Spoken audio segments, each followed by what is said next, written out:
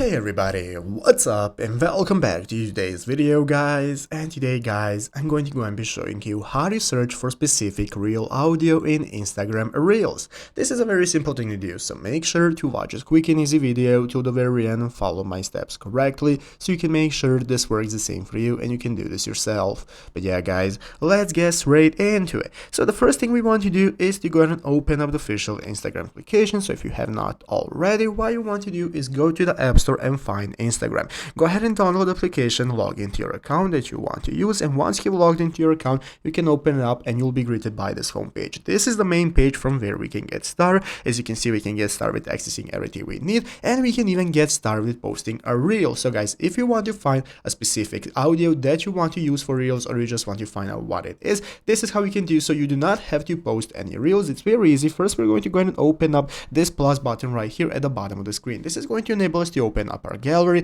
and we can choose what reel we want to post.